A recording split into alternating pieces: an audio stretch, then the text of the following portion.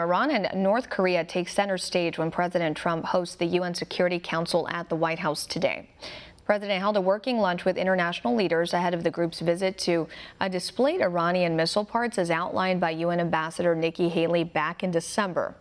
This comes as U.S. officials are discussing a possible partnership to help find a solution to Iran's rogue regime. One America's Viveiros has more.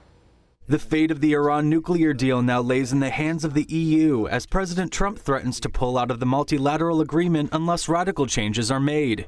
Earlier this month, President Trump gave European allies until May 12th to make reforms to the agreement, after he decided to continue to waive sanctions on the country.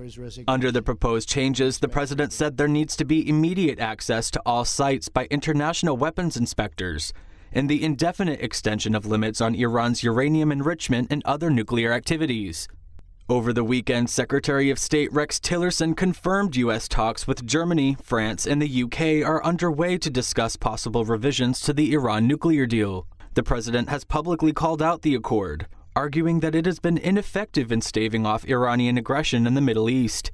Our policy is based on a clear-eyed assessment of the Iranian dictatorship, its sponsorship of terrorism, and its continuing aggression in the Middle East and all around the world. He's moved to impose stricter sanctions on ballistic missiles in the region and has called for European officials to follow the U.S.'s lead in increasing pressure on Iran to denuclearize its weaponry. The meeting follows claims UN Ambassador Nikki Haley made regarding Iran aiding the war on terror, citing a possible violation of Article 2231 of the nuclear deal when a ballistic missile was fired into Saudi Arabia from Yemen. This was Secretary General's fourth report detailing Iranian compliance or non-compliance with UN Resolution 2231. That resolution places specific prohibitions on Iranian conduct.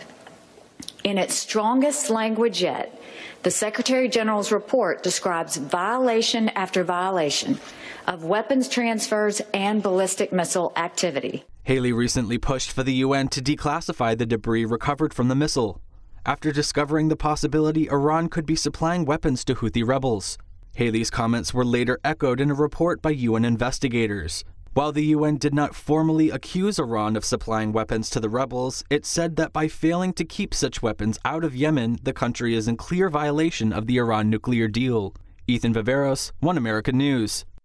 We can use your help. Call your cable provider and kindly demand that One America News is added to your lineup. Call today.